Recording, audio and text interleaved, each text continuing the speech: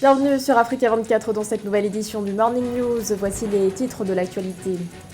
La célébration de la fête nationale du Togo. Le pays célébrait ce 27 avril ses 62 ans d'indépendance, a diversifié les partenaires économiques et renforcé l'économie nationale en misant notamment sur le numérique. Tels sont les différents défis que doivent relever les autorités. L'exportation de certains produits suspendus au Cameroun, une mesure initiée par le ministre du Commerce, Luc Magloire Mbarga Atangana, qui a constaté des pénuries aggravées sur le marché local. Et puis les tirages au sort pour le championnat d'Afrique des Nations et la CAN féminine, c'est jeudi et vendredi. Deux rendez-vous cruciaux pour le football continental. Les détails à suivre dans ce journal.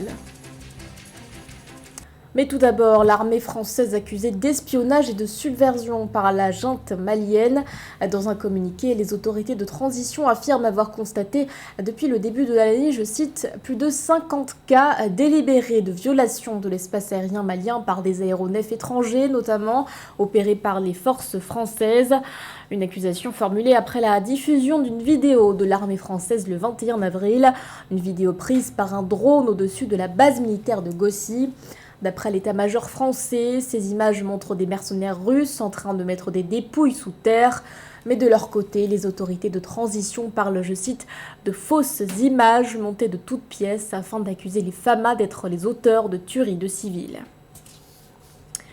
Dans l'actualité également, la Libye est confrontée à une double crise politique et sécuritaire. D'après l'armée nationale libyenne, l'organisation État islamique aurait tenté d'entrer dans la ville de Sebha, une tentative qui aurait été déjouée par l'armée du maréchal Khalifa Haftar. Des affrontements se seraient déroulés dans le sud de la ville dans la nuit du 25 au 26 avril. Bilan, l'ANL parle de 2 blessés dans les rangs du groupe terroriste qui seraient finalement parvenus à prendre la fuite. Notons que la semaine dernière, une opération antiterroriste a été menée par l'armée nationale libyenne après une attaque à la voiture piégée. Ce 27 avril était un jour de fête pour le Togo. Le pays célébrait ses 62 ans d'indépendance. Pour l'occasion, focus sur les défis que doivent relever les autorités togolaises. Cette année, le président Faure Gnassingbé entend notamment mettre l'accent sur la santé avec la construction d'unités de soins périphériques, mais également sur la diversification des partenariats. Joël Ballot. 62 ans après son indépendance, plusieurs défis s'imposent au Togo. Le président Faure Gnassingbé entend faire de son pays un hub technologique majeur pour porter la contribution du numérique à 10% du PIB, dompter le marché africain à travers la zone de libre-échange continentale, renforcer la lutte contre la Covid-19. Par ailleurs, ce pays d'Afrique de l'Ouest entend donner une nouvelle dynamique à l'éducation, adhérer au Commonwealth pour diversifier ses partenariats, ce, à travers la mise en œuvre des priorités nationales inscrites dans la feuille de route gouvernementale 2020-2025. Dans le domaine de la santé, la construction d'unités de soins périphériques, communément appelées les USP, dans toutes les régions, de même que la réhabilitation des infrastructures et leur équipement donneront corps, dès l'année 2022, au projet Services essentiels de qualité pour une couverture sanitaire universelle. Après 62 ans d'indépendance, c'est un bilan mitigé pour le Togo. Aussi, dans cette nouvelle ère, l'ambition du gouvernement togolais est de renouer avec un héritage politique britannique et faciliter un nouveau brassage culturel. En 2021 s'est tenue une concertation nationale des acteurs politiques dont les conclusions ont esquissé des perspectives favorables à l'approfondissement de nos acquis démocratiques. Je demeure convaincu que c'est au moyen du dialogue que les solutions les plus pertinentes peuvent être trouvées pour notre pays. La ranimation de la flamme de l'indépendance par le chef d'État Faure Gnassingbé a donné le coup d'envoi des festivités, notamment le défilé exclusivement militaire en raison des restrictions sanitaires. L'agriculture, véritable vecteur de croissance en Afrique. Selon les données de la Banque africaine de développement, ce secteur emploie entre 65 et 70% de la main-d'œuvre. Mais la problématique de la répartition inégale des ressources foncières se pose. Comment garantir cette équité? Élément de réponse avec Joël Ballot. Entre 2020 et 2022, l'économie africaine a fait un bond de plus de 50%, notamment grâce à une dense production agricole. Cependant, les disparités sociales freinent le partage équitable des ressources. Pour Rasman Ouedraogo, économiste au Fonds monétaire international, étant donné que l'agriculture contribue entre 30 et 60% du produit intérieur brut des pays africains, il faudrait que les bénéfices des ressources soient distribués entre les populations pour une meilleure mobilité sociale. Au Botswana et en Afrique du Sud, 75% des enfants atteignent un niveau d'études supérieur, mais il est inférieur de 30% au Mozambique et en Éthiopie. De même, au niveau du taux d'employabilité, le Botswana et l'Afrique du Sud montrent un niveau qui se lève à 50% chez les adultes, tandis que le Mozambique et l'Éthiopie se situent à seulement 5%. Plusieurs économistes s'accordent sur le fait que un pays avec un niveau d'éducation publique élevé dépense plus, bénéficie d'une meilleure protection sociale et de meilleures infrastructures, par ricochet une mobilité sociale plus élevée. D'où l'interpellation des gouvernements africains à redistribuer les cartes pour valoriser le système éducatif dans toutes les sociétés. Les politiques visées pour améliorer la situation rurale, réduire le décalage économique qui existe à ce niveau et de résoudre les inégalités sociales est essentiel. Soutenir l'éducation et investir dans le capital humain sera déterminant pour réduire les décalages économiques, mais aussi pour créer et partager des opportunités avec tous les citoyens. Selon Rasman Ouedraogo, la participation du FMI à l'évolution de l'Afrique permettra de générer des opportunités pour toutes les couches sociales et générations, s'investir dans un plan d'infrastructure de base au lieu d'une adéquation d'emploi et enfin d'aider les ménages à sortir de la pauvreté. Au Cameroun, des pénuries de certains produits tels que le riz, le ciment ou encore la farine de blé sont observées. Face à cette situation, le ministre du Commerce, Luc Magloire Mbarga Atangana, a adressé une correspondance au gouverneur de la région de l'Est.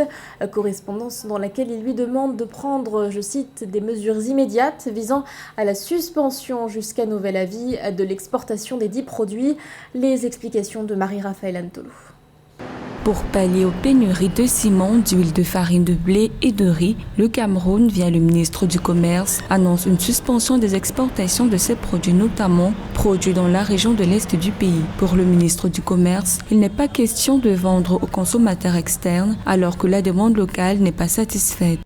La démarche du ministre du Commerce est contingentielle. On ne peut pas imaginer qu'une simple mesure administrative vienne régler un problème véritablement tourné vers la pénurie.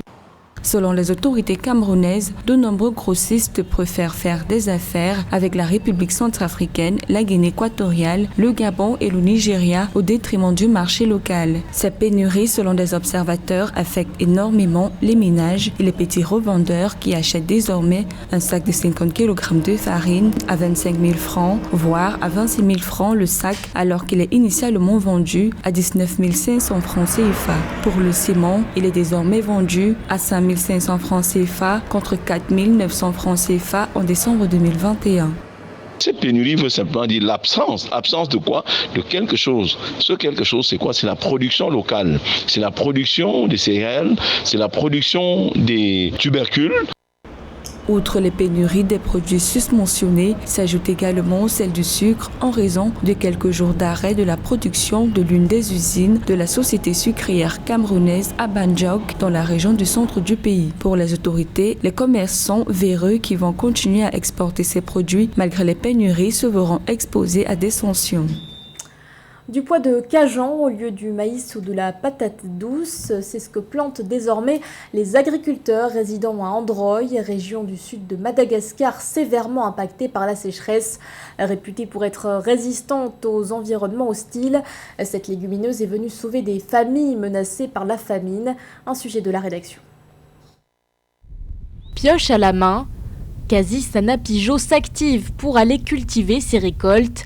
Accompagnée par d'autres agriculteurs, cette habitante de la région d'Androy à Madagascar plante depuis quelque temps du pois de Cajan, une légumineuse connue pour sa capacité de résistance aux environnements hostiles, car depuis plusieurs années, cette région du sud de la Grande Île accumule les mauvaises précipitations. J'avais l'habitude de planter d'autres cultures, mais elles ne poussaient pas. Depuis que j'ai commencé à planter des pois de Cajan, les récoltes sont plus fructueuses. C'est ce qui m'a permis de nourrir mes 10 enfants. Très populaire en Inde, la culture du pois de Cajan vient ainsi remplacer le maïs et les patates douces que plantent habituellement les agriculteurs du sud de Madagascar. Cette initiative est celle du Centre technique agroécologique du Sud. Pour lutter contre la faim dans cette partie du pays, l'organisation non gouvernementale produit en moyenne par an entre 150 et 350 tonnes de semences de qualité et adaptées au climat. Elle propose également aux agriculteurs des formations sur les techniques de plantation. Normalement, là, on est à proximité d'un grand bloc et ils ont dû voir, là-bas, il y a une parcelle, il y a du cajanus et ça a l'air de bien marcher, ça a l'air la terre n'a pas l'air d'être emportée par le vent souvent, donc on va essayer. D'après l'ONU, le sud de Madagascar est confronté à sa sécheresse la plus aiguë depuis plus de 40 ans. Conséquence, plus d'1 million de personnes ont besoin d'une assistance humanitaire. Du sport à présent avec le tirage au sort de 2 compétitions majeures sur le continent. Ce 28 et 29 avril, la Confédération africaine de football procédera en effet au tirage au sort de la CAN féminine de football prévue au Maroc et du championnat d'Afrique des Nations organisé en Algérie. Le point avec José Douglas. Tirage au sort du CHAN, le championnat d'Afrique des Nations de football en Afrique, organisé par la Confédération africaine de football tous les 2 ans en alternance avec la CAN. Sa particularité est la participation uniquement de joueurs du championnat de chaque pays. La compétition aura lieu en Algérie du 8 au 31 janvier 2023. Tirage au sort des éliminatoires de la compétition ce 28 avril 2022. Une compétition qui avait élu domicile au Cameroun en 2018 et remportée par le Maroc. Autre rendez-vous, c'est le tirage au sort de la Coupe d'Afrique des Nations féminine Total Energy Maroc 2022. 12 pays sont concernés par la compétition et regardez, il s'agit du Botswana, le Burkina Faso, Burundi, Cameroun, Maroc, pays hôte, le Nigeria, le Sénégal, l'Afrique du Sud, le Togo, la Tunisie, l'Ouganda et la Zambie. Le tirage au sort aura lieu au complexe Mohamed VI de Rabat, ce vendredi 29 avril à 20h30 GMT. Dans le règlement, il y a des positions prédéterminées. A1, Maroc, car c'est le pays hôte. En B1, le Cameroun, deuxième équipe la mieux placée. Et en C1, le Nigeria, tenant du titre. Autre information en provenance de la CAF, sachez qu'au cours de son allocution au sommet Forbes U30 Afrique à Gaborone, le président de la CAF, Patrice Motsepe, a déclaré qu'il est urgent que les entreprises et les gouvernements participent au développement des jeunes. Le président de la CAF a également eu un entretien privé avec le chef de l'État du Botswana, son Excellence Mogwitsi Masisi. Nous avons été témoins de la collaboration du gouvernement botswanais et de sa contribution au développement du football au Botswana. Je tiens à remercier le président Masisi pour son soutien et son engagement envers le football au Botswana et sur le continent africain. Le président de la CAF a rappelé la popularité du football en Afrique et l'engagement de la CAF à établir des partenariats mutuellement bénéfiques avec les gouvernements, le secteur privé et d'autres parties prenantes. L'urgence maintenant, c'est de se lancer et de faire bouger les choses. Certains de nos jeunes sont parmi les meilleurs au monde. Ce dont ils ont besoin, ce sont des ressources financières et du soutien. Le football africain toujours en pleine expansion et cela devrait continuer. Ce journal a été réalisé par l'ensemble de la rédaction. Merci de votre fidélité. L'actualité continue sur Africa 24.